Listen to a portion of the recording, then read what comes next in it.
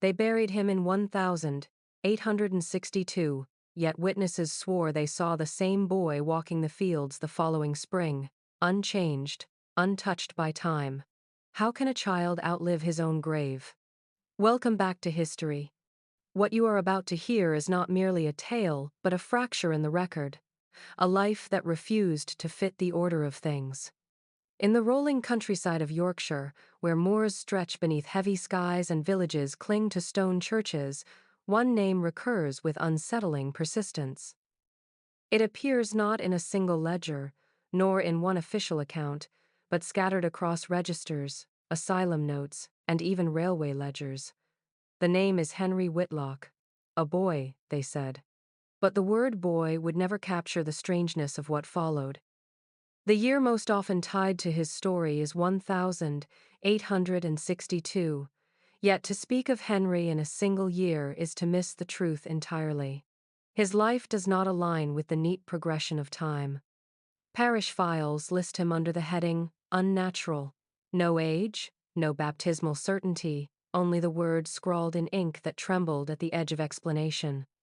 The record does not accuse him of crime, nor of deformity, but something worse to Victorian minds, the inexplicable. From the beginning, those who encountered Henry struggled to agree on what they had seen. A village priest described him as a child of 10, pale and silent, his eyes fixed as if on something no one else could see. A schoolteacher later insisted he was older, perhaps 13 or 14, though unchanged in appearance years later. An asylum superintendent wrote in a letter that Henry confounded every measure of growth, cognition, and time. To the doctor's mind, the boy did not progress, but looped. Knowledge would flash through him in bursts, the sudden ability to recite Latin texts, then vanishing the next day as though erased. And still, the Whitlock family themselves offered little clarification. Farmers of modest means, they were not accused of cruelty nor neglect. Yet neighbors whispered that the boy never played, never joined the harvest, never seemed to change. He was always there, the same height, the same face, the same quiet. They called him a child misplaced, not in the sense of being lost, but as though set down in the wrong century, out of joint with the world around him. The scattered accounts raise more questions than they answer. How does a boy appear in baptismal records, a decade apart, with no sign of aging? How do railway logs list his presence miles from home when his parents swore he never left the farm? How do photographs, taken years apart, capture a child who has not grown an inch, not even changed the set of his jaw? This is not a story about miracles, nor even about fraud.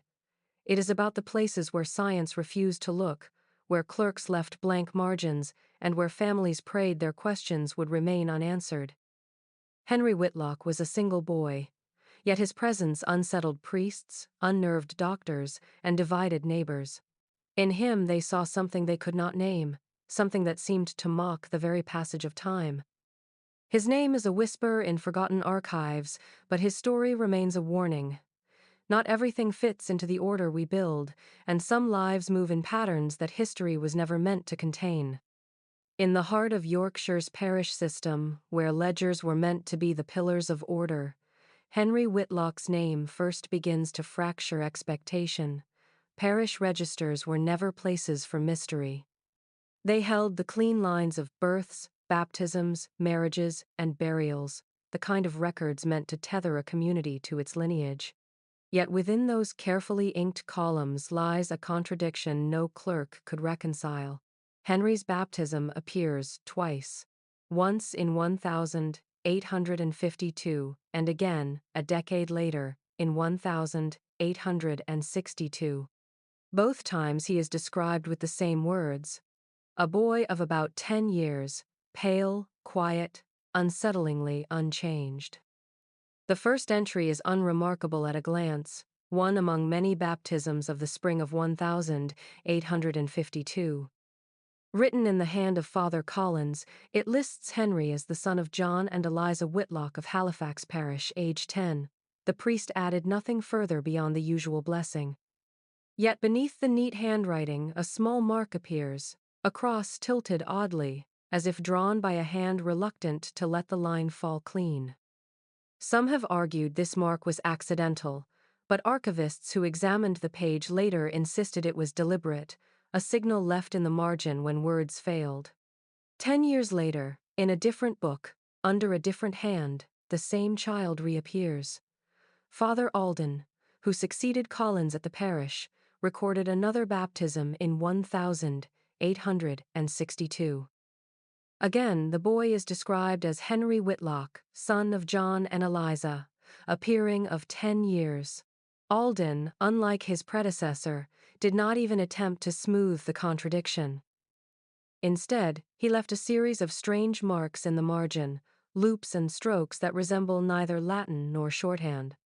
Some scholars believe they were a form of cipher, a way to disguise his own doubts. Others think they were merely the nervous doodles of a priest who found himself staring into the inexplicable. Villagers who later recalled the boy swore he had not changed an inch between those years. Neighbors remembered a pale figure in the fields, walking with the same slow, deliberate pace, his hair the same length and color, his frame never broadening, his face never lengthening. To the people of Halifax Parish, it was as if the Whitlocks lived with a child who had been pinned in place, immune to the passage of seasons. They noted that while younger children in the village grew, married, and took their place in work, Henry remained a fixed presence, always the same. What is most unsettling is not only the duplicate record, but the silence that surrounds it. Priests were known to annotate births with explanations, to note when a child's age seemed uncertain, when adoption or illegitimacy complicated a line. Here, there is only ink and symbols. No clarification, no correction, no sign of error. Instead, the ledgers themselves seem to hold their breath. And in that silence, Henry Whitlock begins to step from a name in a book into something more enduring, a question carved into the heart of official history. The Whitlock farmstead stood on the outskirts of Halifax, where the moors pressed close and stone walls divided sheep pastures from the winding lanes. To passers-by, it was nothing remarkable, a modest stretch of land tilled by a family known more for their silence than for any scandal. John Whitlock was a farmer of steady routine, a man who spoke little at market, traded honestly enough, and returned home without lingering in the public house. His wife, Eliza, kept to her duties with equal quiet, tending to the hearth, mending clothes, and appearing at church in plain but tidy dress. They were not wealthy, nor poor, not eccentric enough to be mocked, nor generous enough to be celebrated. For years they might have remained invisible, one of the countless families who worked the soil and vanished into the background of rural life, were it not for the child. Henry Whitlock was seen, yet never known. From the earliest years, villagers remarked that he did not run in the fields with the other children. He was spotted at the edge of the farm, watching the sheep graze or lingering by the hedgerows, his face turned toward the moors as though listening for something beyond human hearing. When mothers called their children in for supper, Henry did not join. When the village schoolyard echoed with laughter and shouts, his place was empty. What little glimpses neighbors had of him were marked not only by absence from normal play, but by something more disturbing. The boy never seemed to grow. The first whispers came from the women who shared pews with Eliza at church. One year, Henry appeared beside her, thin, pale, his dark hair hanging unevenly around his ears. The next year, he looked no different. The year after that, still the same. While other boys lengthened into awkward limbs and louder voices, Henry remained frozen in the frame of a 10-year-old. Some dismissed it as exaggeration, the way memory plays tricks when children are seen rarely. Others grew uneasy. Farmhands who worked the surrounding fields said they noticed him standing by the barn door at dawn, always silent, always watching, never seeming to age.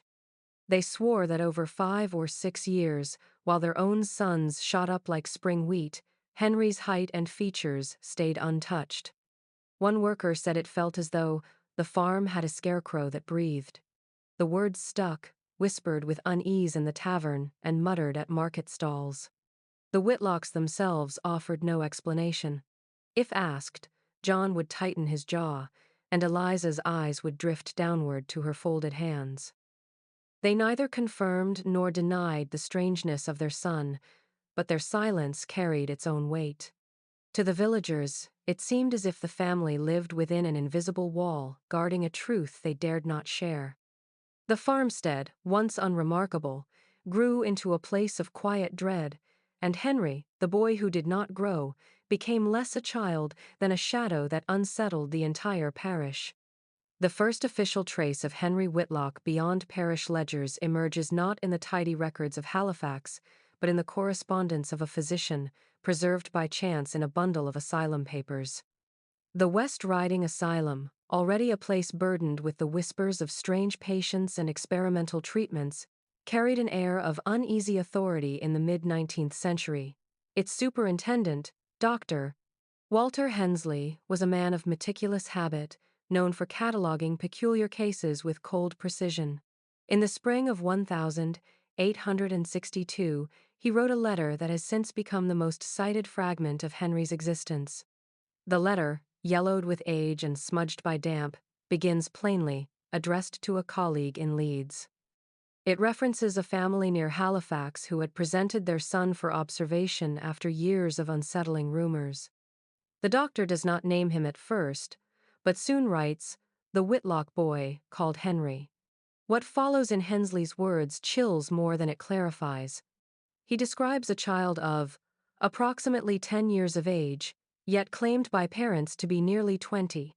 He notes with clinical detachment that the boy's stature, weight, and cranial measurements remained consistent with a child not yet entered into adolescence, despite the testimony of neighbors who remembered him in precisely the same form for more than a decade. His measurements contradict his years, Hensley recorded, as though the very bones refused to acknowledge the passage of time. Stranger still was his behavior. The doctor observed that Henry's mind seemed to flicker between extremes. At times he spoke with clarity, reciting scripture or arithmetic as though educated far beyond his station. Hours later, he would sink into silence, unable to recognize even simple words, staring through those around him as if they were shadows. Hensley's phrasing was stark. His lucidity arrives in bursts, then vanishes, leaving no trace behind.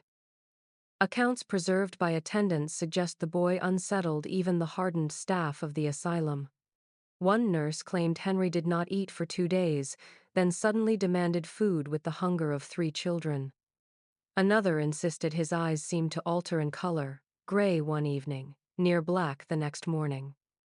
These details never made it into Hensley's formal letter, but survive in notes scrawled in the margins by anonymous hands. The letter ends not with conclusion but retreat. Hensley admits the case resisted explanation. He suggested further study, yet confessed unease at keeping the boy within asylum walls. "He does not belong to our halls, nor to the measures of natural science," he wrote, a rare admission of defeat. The Whitlocks withdrew Henry soon after, and no official asylum record of him was filed again. What remains is that single letter, a relic of professional certainty undone, and a chilling acknowledgement from a man of science that there existed, in Yorkshire, a child who refused to obey the laws of body or mind. Among the most revealing fragments of Henry Whitlock's story comes not from priests or physicians, but from the ink-stained pages of a village schoolteacher. The man was named Arthur Wilton, a stern instructor who believed discipline and scripture formed the backbone of education. He kept a daily journal, noting not only lessons taught but peculiarities among his pupils, a habit born of both diligence and suspicion. His entries, unearthed decades later in a box of parish papers, give us a glimpse of Henry in the setting of a classroom, a place where the boy's strangeness could not be ignored. Wilton first mentions Henry in an entry from early autumn, describing him as a pale lad, of about 10, withdrawn, but with eyes that linger as though upon distant things. The boy's presence was quiet, unremarkable until the lessons began. One morning, Wilton wrote with astonishment, Henry recited a passage of Latin from the Vulgate with perfect rhythm, pronouncing each word as though trained by scholars. The teacher praised him openly, believing he had uncovered a prodigy. Yet the very next day, when the same passage was presented, Henry stared blankly at the page. He stumbled over simple words, unable to recall even the letters of the alphabet, as though the knowledge had been erased from his mind overnight. This pattern repeated itself with unsettling precision. One week, Henry worked sums with ease, calculating figures beyond his years. The next, he struggled to count past 20. Wilton, trained to notice laziness or defiance, wrote instead that the boy's mind seemed to ignite like a lantern, then gutter out into darkness. He confessed in his journal that he could not explain such fluctuations. The other children, however, whispered their own explanations, murmurs of possession or a curse, passing them like sparks in the schoolyard. It did not take long for those whispers to reach the parents. In small villages, rumor travels faster than fact, and before the season had turned, questions began to spread about what sort of child the Whitlocks were raising. Some mothers forbade their sons and daughters from sitting beside Henry. Others warned their children not to touch him for fear that his affliction might pass like an illness. When Wilton attempted to calm them, reminding his pupils that strangeness did not equal sin, the children only grew more fearful. They said Henry's eyes seemed to change when he spoke Latin, that his voice carried tones not his own.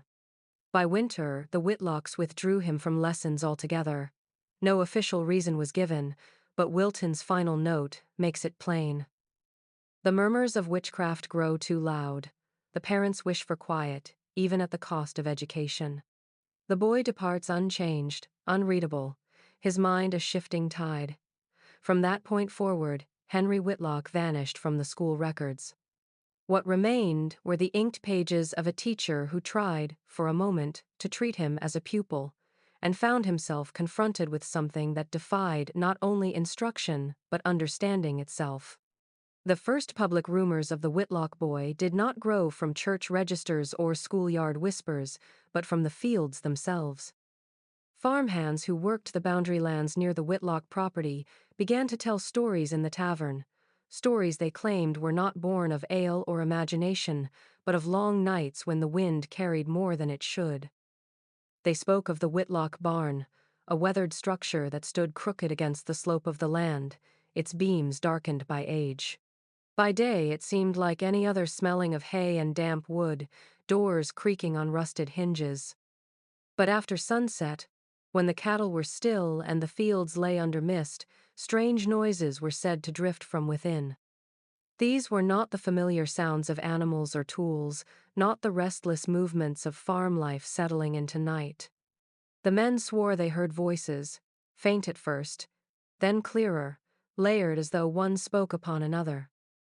They were not shouts or cries but words repeated, phrases carried back and forth, echoing like the call and response of unseen speakers. What unsettled them most was the suggestion that both voices belonged to the same throat. One higher, one lower, woven together with unnatural symmetry, as though Henry spoke to himself and answered in another tone entirely. The first to admit it aloud was a worker named Stephen Lyle. One evening, while drinking with companions at the Hare and Hound, he leaned forward and confessed that while mending a fence near the Whitlock property he had heard a child's voice counting in steady rhythm, each number trailing into a whisper that seemed doubled. It was as though two mouths made one sound, he muttered, eyes fixed on his cup. Others laughed uneasily, but within weeks several more claimed to have heard similar noises. Some said it was prayer, the Lord's Prayer in broken cadence, repeated line by line, distorted until the words lost shape. Villagers began to avoid the road past the farm after dark. Mothers pulled their children closer when the Whitlocks passed through town, whispering that the boy's presence tainted the air around him. Even the constable, a man not given to superstition, admitted in private that he had once heard a strange echo when he called out toward the barn at dusk. He dismissed it as trickery of the hills, but his voice carried little conviction. The Whitlocks offered no explanation. John kept his head down, Eliza's face grew more drawn, and Henry himself was rarely seen except at a distance, watching from the shadows of the farmyard. The lack of denial only sharpened the rumors.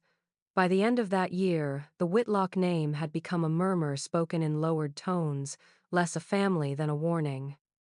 What began as whispers in the fields had settled into the marrow of the village. The boy was not alone in his own skin, and whatever dwelled inside him had begun to speak. In the summer of 1862, when rumors of the Whitlock boy had reached beyond the parish and into the halls of medical discussion, a small delegation of physicians from Leeds made the journey into the countryside. They arrived not as neighbors but as investigators, men whose coats carried the scent of city streets, and whose instruments clattered in polished boxes. The Whitlocks received them with the stiffness of people who could not refuse, though their reluctance showed in every glance exchanged across the farmhouse table. The doctors, led by a man named Dr. Charles Harrow, announced their purpose plainly: to observe the child who, according to reports, had ceased to move in time.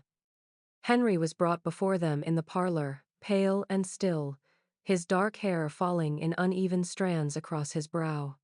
The doctors noted his age as 10, though John Whitlock insisted he was near 20.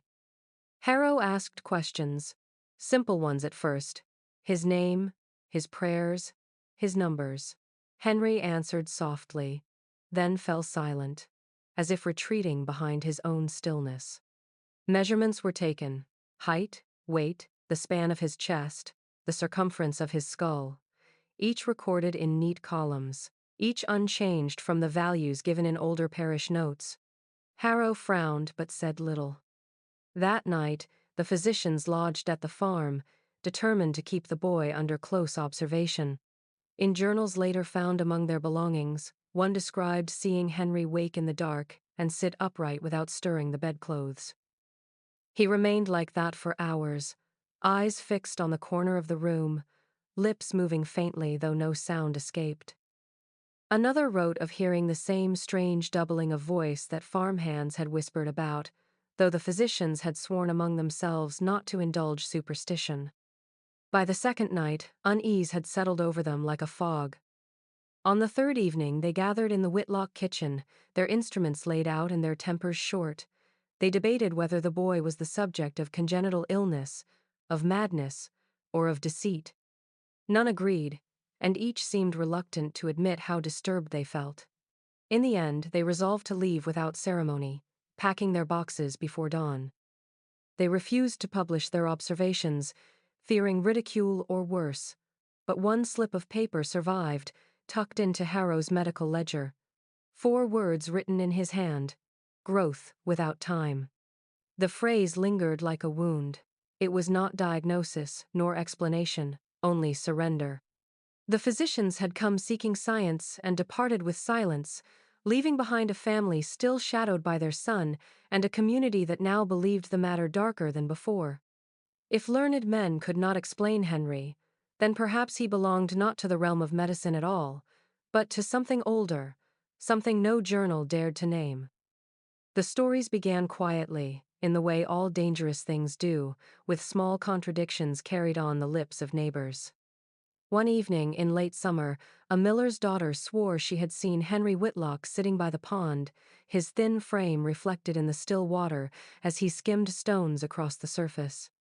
When she returned home, flushed from the walk, her mother hushed her quickly, for at nearly the same hour, another family claimed Henry had been seen at the churchyard, standing among the graves with his head bowed, unmoving as though carved from stone.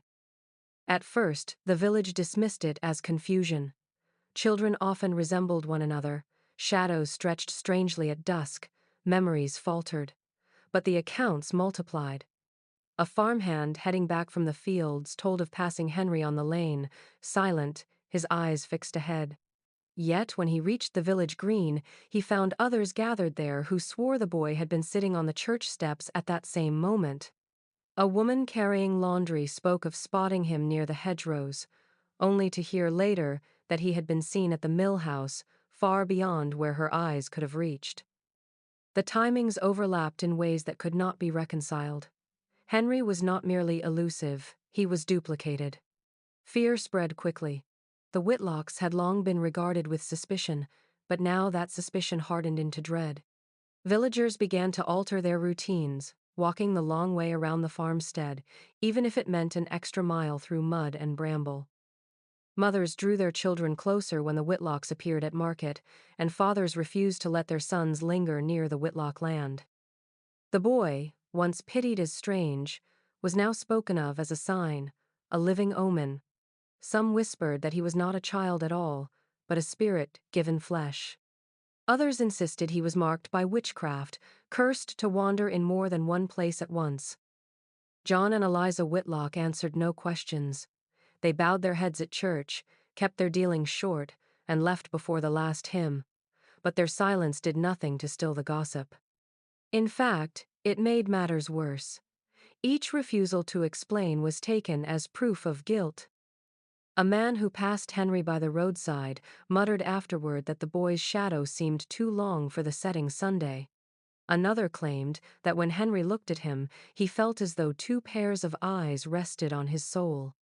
By autumn, the Whitlock name carried with it not just unease but avoidance. Neighbors crossed the road rather than walk within arm's reach of the boy, muttering prayers under their breath. The farm, once unremarkable, became a landmark of fear, and Henry himself, whether seen by the pond, the churchyard, or on the road, was less a child than a reminder that something in their village was terribly wrong. The disappearance of William Cross marked the moment when suspicion around the Whitlocks hardened into something darker, something that could no longer be contained by whispers alone. William was 12 years old, the son of a cooper who lived on the edge of the village. He was known to be restless, fond of wandering the lanes and pushing past boundaries that other children kept. On a late afternoon in October, he was seen walking with a bundle of twine and a pocket knife, intent on cutting reeds near the brook that bordered Whitlock land. Neighbors recalled his whistle drifting across the fields as the light began to fade. It was the last time anyone heard him. When he did not return by nightfall, his father went searching. Lantern in hand, he walked the lanes and called his son's name until his voice cracked against the moors. By dawn, a group of men had gathered, combing hedgerows and ditches, scouring the mill pond and the narrow paths that cut through the Whitlock farm boundary. They found nothing but footprints in the mud, small and uneven, leading toward the old barn and vanishing near the cattle troughs. No sign of struggle, no clothing caught in the brambles, no body, only absence. It did not take long for Henry's name to surface. A girl claimed she had seen William near the hedgerow, speaking with a figure she swore was Henry, though the hour she gave conflicted with another sighting of the boy at the village green. The contradiction only deepened the unease. Some said William must have been lured, called by that unsettling voice that seemed to echo in two tones at once. Others whispered he had been taken into the barn and never emerged. The constable recorded the search formally but dismissed the talk of Henry as rural panic. He assured the families that boys often ran off, that William would return in a few days, tired and hungry. Yet, weeks passed, and no trace appeared. Posters were nailed to the church door, prayers offered at the altar, but the pews behind the Whitlocks grew emptier as neighbors shifted away. The silence of John and Eliza became unbearable, their refusal to speak of William's disappearance interpreted as complicity.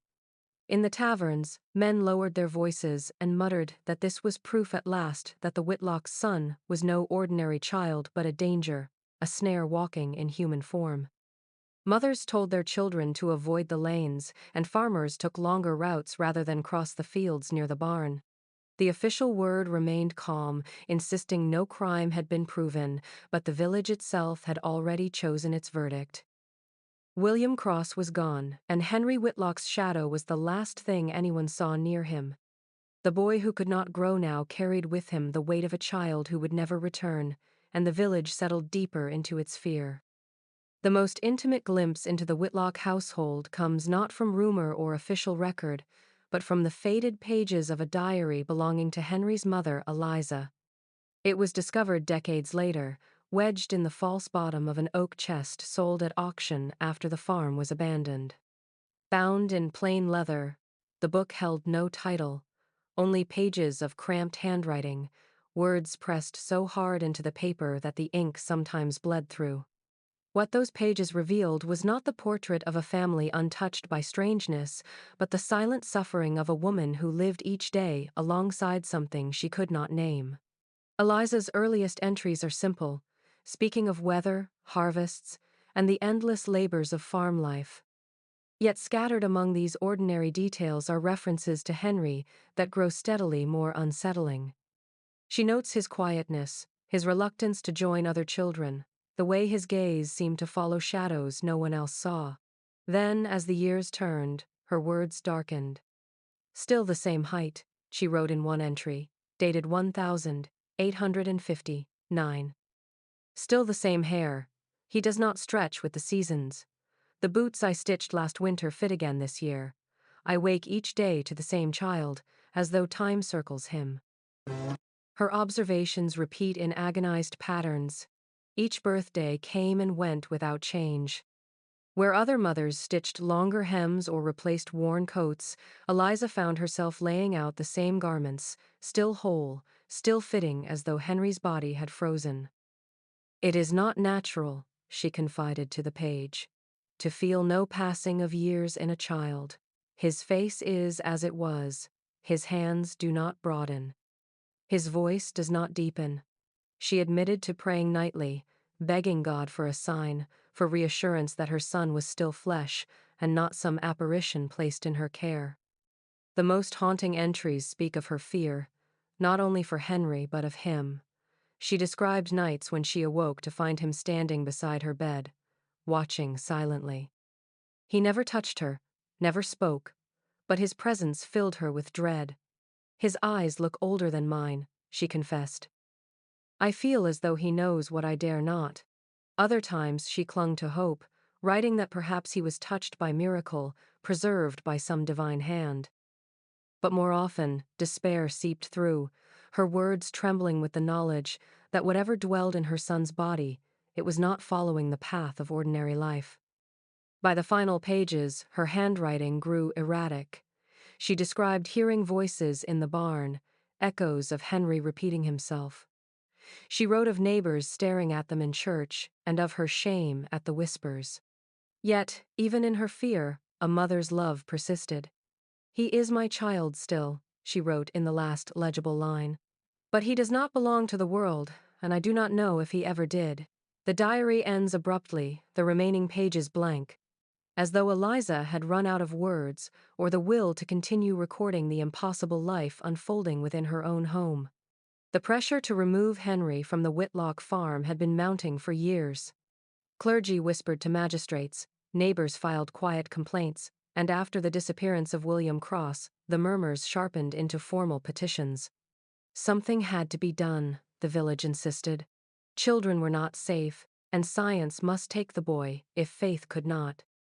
By the spring of 1863, officials arrived with a writ of transfer, instructing that Henry Whitlock be conveyed to the West Riding Asylum for study and safekeeping. The Whitlocks had no power to resist. John's silence was taken for consent, while Eliza, pale and hollow-eyed, wept into her shawl but said nothing more. On the appointed morning, a small procession gathered at the farm. 2 constables stood grimly by, while a cart was readied to carry the boy to Wakefield. Dr. Walter Hensley himself had come to oversee the attempt, his notes from the previous year urging further observation. Villagers lingered at a distance, drawn by fear and curiosity, watching from hedgerows and gates. They expected a struggle, perhaps screaming or violence. Instead, Henry walked calmly when summoned, his face unreadable, his hands resting at his sides as though awaiting instruction. The boy followed the men across the yard without resistance. Step by step he approached the cart, and then the narrow wooden gate at the edge of the property. It was there that everything stopped. Eyewitnesses later swore that he simply halted, not frozen in terror but held by something unseen. A constable urged him forward, placing a hand on his shoulder, but Henry's body would not move. He leaned, shifted, even lifted a foot, yet he could not carry himself past the threshold of the gate. His stillness became so absolute that it unnerved even the officials. One villager claimed she saw the air ripple faintly, as though heat shimmered from the soil, while another insisted Henry's shadow clung behind him like a chain fixed to the farmhouse. Hensley wrote a brief line in his ledger that day. Subject would not cross threshold. It was not defiance, he observed, but impossibility. The boy seemed bound to the land itself, tethered to the Whitlock soil as if by invisible iron. After hours of failed persuasion and rising unease, the officials abandoned the attempt. The cart returned empty, the constables shaken, the doctor silent. Word spread quickly, and by nightfall, the village had turned the event into legend. They said Henry could not leave because he did not belong anywhere else. Some whispered the farm itself held him, that he was less a son of the Whitlocks than a prisoner of the ground they tilled. Whatever the truth, the failed transfer sealed his fate. Henry would remain on Whitlock land, a figure neither taken by law nor claimed by science, bound in ways no writ could undo. The railway incident remains one of the most bewildering fragments of Henry Whitlock's story, a moment when his presence seemed to split beyond the boundaries of the farm to which he was said to be bound. In the spring of 1864, several passengers on the Leeds-bound morning train reported the same unsettling sight. Among them was a merchant from Huddersfield, a governess traveling with her employer's children, and the train's own conductor. Each gave testimony, written later into company records, that a pale boy boarded at a rural stop and seated himself silently near the rear carriage. His clothes were plain, work-worn, not unlike those of any farmer's son, but what drew attention was his stillness and the faint sound of his voice repeating under his breath. The governess described it as a litany of numbers, spoken in steady sequence, climbing and falling, as though he were counting far beyond the normal reach of a child. At times the numbers grew so rapid, she thought he must be reciting tables, but then they drifted into strange pauses, followed by whispers in a tone too low to decipher. The merchant, who sat nearer, claimed the boy's lips moved independently of the sound, as though one mouth spoke while another remained silent. Some of the passengers shifted seats, unnerved by his presence, yet none intervened. When the conductor approached to check tickets, the boy looked up with what was described as a gaze empty of recognition. He carried no ticket, no coin, no paper. The conductor asked his name, but received only a continuation of the muttered sequence. Witnesses swore the boy then rose, walked down the aisle, and paused at the far door of the carriage. There, in full view of the passengers, he simply vanished. The governess insisted he dissolved like breath against glass. The merchant described it differently. He claimed the boy stepped forward, and where the door should have resisted, it opened onto nothing.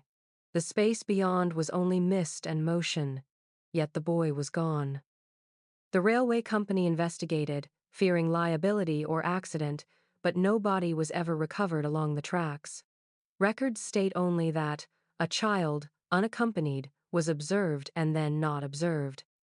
When the matter reached Halifax, the Whitlocks swore under oath that Henry had never left the farm. John insisted his son had been in the fields that very morning, Eliza tearfully declaring she had served him porridge at the hearth. Yet the passengers' accounts remained consistent, and, more troubling still, several villagers claimed Henry had also been seen at the farm at the very hour the train departed.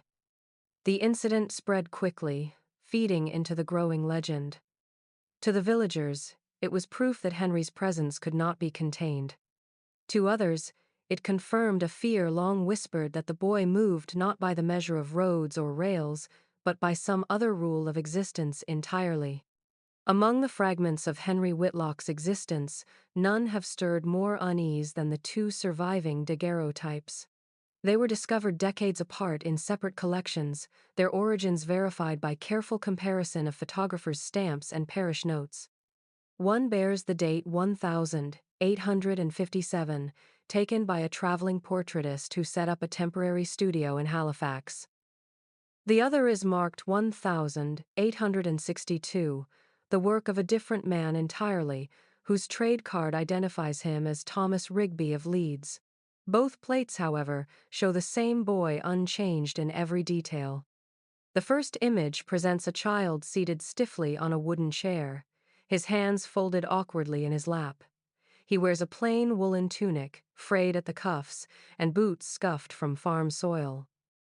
His hair hangs in uneven strands across his forehead. The portraitist scribbled a note on the back. Whitlock boy, Halifax.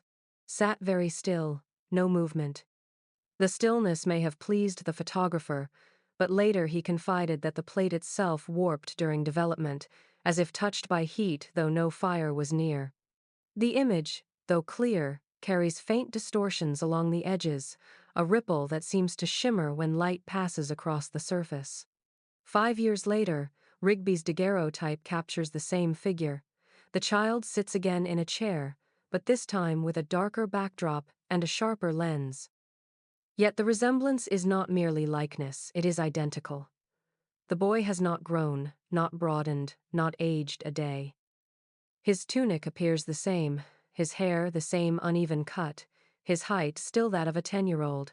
Rigby's notes, preserved in his ledger, remark on the oddity: unsettling. Child as if already known to me. Plate did not cool evenly, lines bent. He charged the Whitlocks half his fee, claiming the image was imperfect. When both photographs were eventually compared, scholars could not dismiss the evidence. One might argue the second was a copy of the first, but close examination revealed different compositions, different backgrounds, and slight differences in the position of the boy's hands. The subject, however, remained unchanged in a way no natural child could. Neighbors who later saw the images murmured that they confirmed what they already feared. Henry was fixed in time, immune to years, a child whose body refused the passage of life. What lingers most is not the boy's face expressionless, eyes cast slightly downward, but the unease felt by those who handled the plates. Both photographers, unknown to each other, described their materials warping after exposure, as though the act of capturing Henry strained the medium itself. It was as if the boy's likeness resisted being fixed, bending even the silver plate that sought to hold him. To this day, the two daguerreotypes remain among the most disturbing artifacts of his legend, proof not only of his unchanging form, but of the unease that clung to every attempt to record him. The winter of 1862 was remembered in Halifax as cruel and unrelenting. Snow pressed heavily on the cottages, roads froze into silence, and the church bells tolled more often than usual as illness and cold claimed the weakest. It was in this season, according to the parish records, that the name of Henry Whitlock was written under the solemn column of the dead. The entry is dated in December, the handwriting of Father Alden careful and deliberate. Henry, son of John and Eliza Whitlock, buried in consecrated ground. No age is listed. No cause of death, only the briefest acknowledgement. It should have been the end of his strange story. Yet, if death closed the book, the pages that followed make no sense. Less than 3 months later, in the thawing days of early 1863, villagers began reporting sightings of Henry. Some said they saw him in the fields, walking the familiar lines of stone wall and hedge. Others swore they glimpsed him in the churchyard itself, standing at the edge of graves, as if watching the very place where his own name had been written. Farmers returning from long days in the frozen soil muttered that he looked unchanged, the same pale boy, the same frame, the same unreadable expression. The contradiction could not be ignored. The burial record stood in the parish book, ink dark against the page. But journals kept by townsfolk, entries written in the margin of almanacs and in the back of account books, tell of a boy who never left. One woman, Margaret Linton, recorded that she watched Henry pass her gate in March, carrying nothing in his hands, his gaze fixed straight ahead. She added in her shaky script, "I know his grave is marked, yet I saw him. God forgive me, I saw him." Theories arose quickly. Some whispered that the Whitlocks had staged his death, that they sought to quiet suspicion by pretending to bury the boy who brought them only fear. Others believed the grave held not Henry but another child, passed off under his name. But there were darker explanations too, spoken only in hushed tones by the hearth. If Henry had truly been buried, then what walked the fields afterward was not a boy at all. The church made no official correction. Father Alden left the entry untouched, neither amended nor struck through. The grave remained, a patch of frozen earth marked with a simple wooden cross, while beyond it, witnesses swore Henry's figure lingered. Death had been recorded, yet not delivered. The boy who would not grow had now become something worse. A child who would not die, a presence suspended between parish ink and the restless soil of the Whitlock farm. What little the medical profession left behind about Henry Whitlock survives in fragments, scattered through the margins of casebooks and the stray pages of men who dared not speak too boldly. None of the physicians who examined him ever compiled a full report, but in archives across Yorkshire and beyond, scraps remain enough to draw a faint outline of how science attempted to frame what it could not explain. One note, attributed to Dr. Walter Hensley of the West Riding Asylum, labels Henry in plain, clinical terms, a perpetual 10-year-old.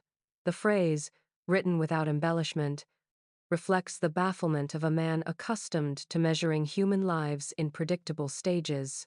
Hensley had measured height, weight, and cranial circumference, and each remained constant across years. Other doctors confirmed the same. One scribbled in his ledger, "The child is fixed. Neither in height nor form has he advanced, though his years should demand otherwise."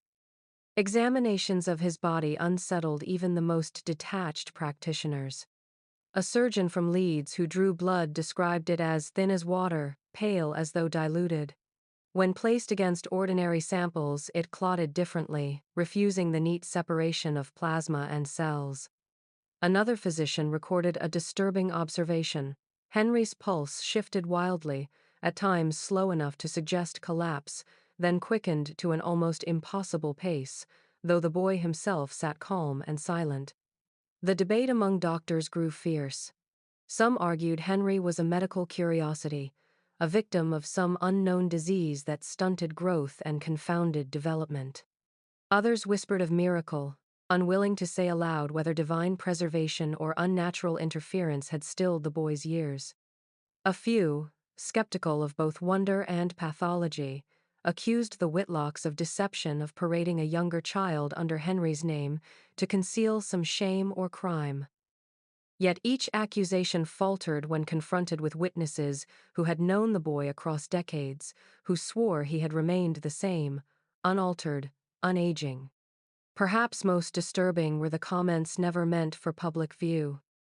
In the private notebook of one assistant, later found among discarded asylum papers, a single line reads, "When he looked at me, I felt not youth, but age." Another wrote, "The body is that of a child. The gaze is not." These confessions suggest the unease Henry inspired was not limited to villagers haunted by superstition, but reached into the minds of men who claimed the armor of science. In the end, no conclusion was agreed upon. The notes trail into silence, as if the doctors themselves abandoned the matter, unwilling to risk their reputations on a boy who broke the laws of growth, blood, and time. What remains is a patchwork of testimony, each fragment circling the same dreadful truth. Henry Whitlock resisted every category. He was not a case to be solved, but an open wound in the very order of human understanding. By the mid-1860s, the Whitlock story had already twisted itself into a tangle of contradictions, but nothing spread more dread than the whispers of the double. It began with passing remarks, villagers insisting they had seen Henry when they knew he could not have been present. But soon the story sharpened into something far more unsettling. Not merely that the boy was in two places, but that there existed another figure entirely, identical in every detail, who never spoke. The earliest account came from a farm wife returning late from the mill. She swore that as she passed the Whitlock lane, she saw Henry standing in the doorway of the barn, his face blank, his eyes fixed forward. Yet she knew that at the same hour her own son had seen Henry sitting on the church steps in the village. The contradiction spread quickly, and within weeks others admitted they too had seen what they called the Silent One. This figure never moved from doorways or thresholds. He simply stood, still as carved wood, staring out as though waiting. Children described him most vividly. One boy, pressed by his mother to explain why he refused to walk the lane at dusk, muttered that the second Henry had no breath. He said when you looked closely, his chest did not rise, though his eyes watched with the weight of something alive. Another child swore she had seen the double vanish when her father approached, not stepping aside or walking away, but dissolving like a shadow under sudden light. The villagers began to distinguish between the Henry who walked and spoke in murmurs, and the Henry who did nothing but stand in silence. They avoided the farm more than ever, certain now that the Whitlocks harbored not one child but two, bound together in some unnatural kinship. Rumors spread that one was the true son, and the other a shade, a tether of something that clung too close to flesh. The most fearful whispered that Henry's condition, the stillness of age, the refusal to grow was the result of being split in two, as though time itself had doubled him. Inside the Whitlock household, little is known of how John and Eliza endured these tales. Eliza's diary had already shown her despair, yet she never mentioned a second figure. Was she blind to it, or too afraid to put it into words? Some later claimed she had confessed to seeing her son standing at her bedroom door at night, while she knew he was asleep in the next room. If true, it meant she lived with both. By then, even hardened men in the tavern avoided speaking of the double aloud. They crossed themselves when passing the barn, muttering that no boy could carry two shadows without cost. The name Henry Whitlock ceased to mean a single child. It became the mark of something duplicated, a presence split and multiplied, leaving the village to wonder which was real and which was only the echo. By 1865, the story of Henry Whitlock had grown too heavy for rumor alone. Villagers still crossed the road to avoid the farm, and whispers of the double had seeped into every conversation held by firelight. Yet the final attempt to make sense of him came not from frightened neighbors, but from the one man who had pursued the case with clinical persistence, Dr. Walter Hensley of the West Riding Asylum. His early letters had spoken cautiously of contradictions, his observations couched in the careful language of science, but the last record that bears his hand abandons the safety of explanation. The fragment is short, no more than a single paragraph scribbled into the margins of his casebook. It was likely never meant for publication. The ink is darker than his usual script, the hand more hurried, as if written in a moment of frustration or dread. It reads, "The boy has not aged, nor died, but lingers as an unresolved equation. He is a cruelty to reason. No further details are given, no diagrams, no charts, no speculation." Only that line, followed by silence.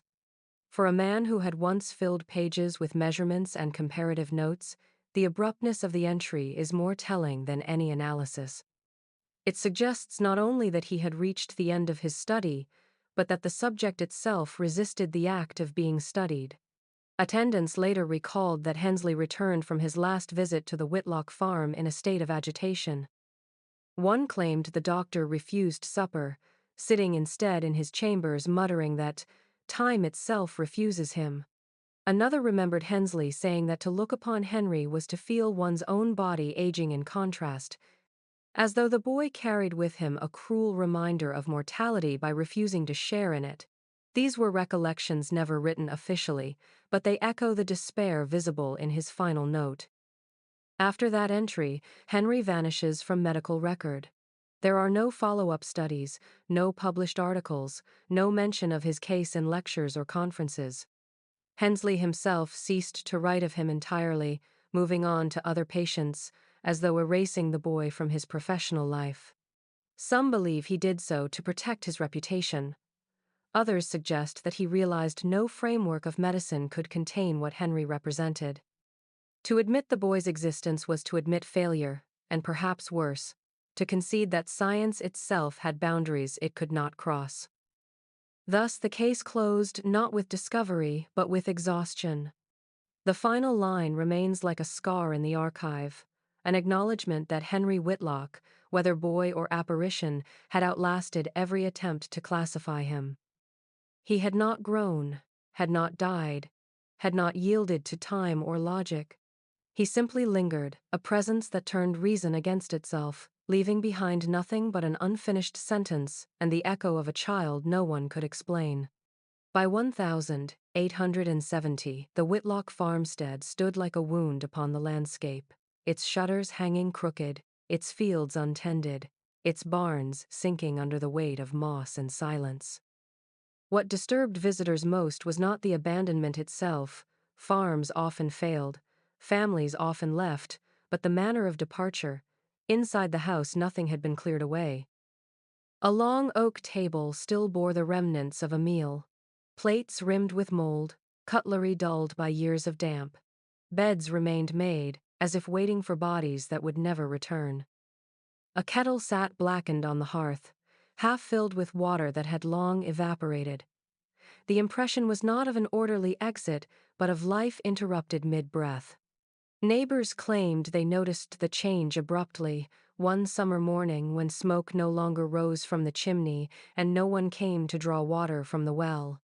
When curious villagers finally entered, they found the family gone without trace. No letters left behind, no livestock sold, no cart seen carrying belongings. The Whitlocks had dissolved into absence. The only sign of persistence lay in a stack of ledgers kept in the study. These were household accounts, inventories of crops and debts, all written in the same careful hand. Yet at the bottom of each year's entries, where the names of family members were tallied, Eliza, John, the hired hands, one name appeared again and again: Henry. Unlike the others, his was never followed by a mark of removal, no cross, no burial note, no closing line.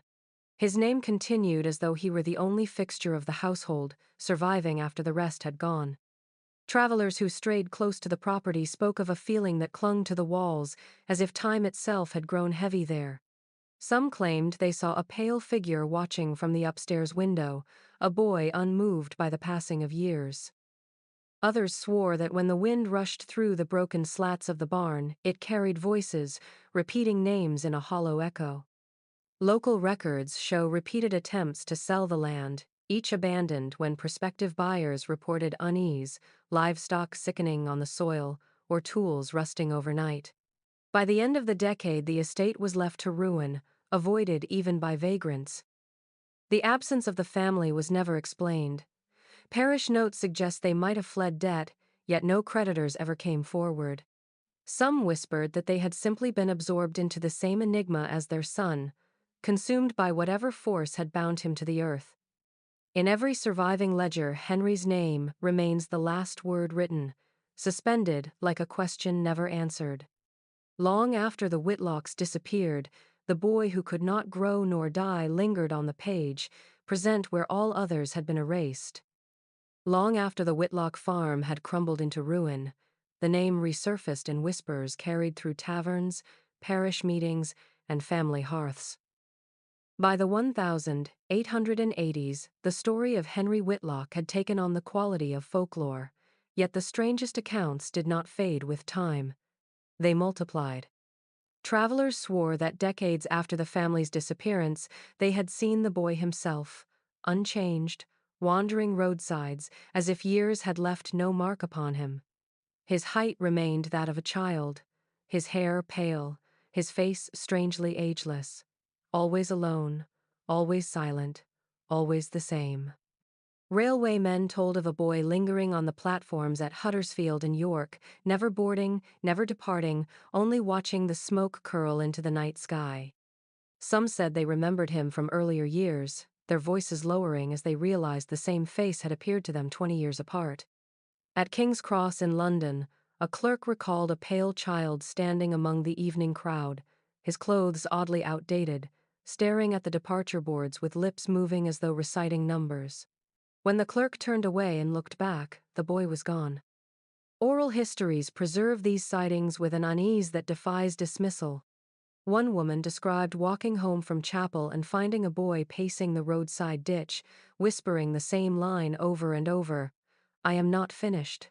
When she returned with her husband, the ditch was empty, but the grass where he had stood was pressed flat, as if by kneeling feet. Another account tells of a constable who gave chase to a boy, matching Henry's description, after reports of trespass near Leeds. He swore the child turned a corner, and when he followed, there was only an alley wall, unbroken and bare.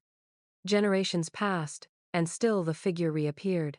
Photographers claimed blurred children in their street images resembled Henry, though no negative ever captured him clearly. A railway porter in the 1890s insisted that the boy had stood on the tracks until the very moment an engine bore down on him, then vanished into smoke without a trace. Families repeated the tales like cautionary legends, warning children not to stray after dark, lest they encounter the pale figure who belonged to no time. Whether these were sightings of the same Henry Whitlock or echoes of a tale retold too often is impossible to decide. Yet the detail that remains constant across the decades is chilling. He never appeared older. Each testimony describes a boy of 10 years, his features preserved against the erosion of time, as though history itself had been forced to carry him forward, unchanged. The name Henry Whitlock does not rest quietly in the archives. It surfaces in parish registers, in the cramped notes of asylum physicians, in the half-legible scrawl of a mother's diary, and in the blurred faces of early photographs. Each fragment points to a boy who should have been ordinary, and yet was not. Some argue that Henry was no more than a trick of record-keeping, a misfiled birth certificate, or a child mistaken for another across the years. Others whisper he was a fraud or invention, a tale spread in rural Yorkshire that swelled into myth as decades wore it thin. But the documents are stubborn. They return his name again and again, across contexts too scattered to conspire, describing a child who seemed immune to time. Science, for its part, has never claimed him. No medical text cites the Whitlock case. No journal accepted the fragments of Dr. Hensley's despairing notes. In official histories, he does not exist. Yet absence from record does not erase presence in memory. Villagers spoke of him long after the family vanished. Railwaymen insisted they glimpsed him in stations years after his supposed burial. Mothers told children not to wander alone for fear they might meet a boy who never grew older. The persistence of his image, slight, pale, unchanged, gave him a life beyond flesh, a life carried in stories too consistent to dismiss and too strange to accept. What Henry was remains unresolved. Perhaps he was a medical anomaly, a body caught in some cruel stasis. Perhaps he was a reflection of collective fear, in an age where science itself seemed to race ahead, leaving faith and folklore tangled in its wake. Or perhaps he was something else entirely, a reminder that there are forces which do not bow to calendars, clocks, or human understanding. His legacy resists classification, a child suspended between myth and fact, haunting the margins where history cannot decide. To study him is to confront the limits of explanation. His case, if case it was, warns us that not all mysteries are made to be solved, and that sometimes the attempt to cage the unexplainable only deepens its shadow. Henry Whitlock lingers not because we know what he was, but because we do not. In every warped photograph, in every scratched ledger, in every whispered sighting, the same image returns: a boy who would not change, a figure science could not name. Not just a curiosity, but a warning that the world still holds places where reason breaks and where the past refuses to let go.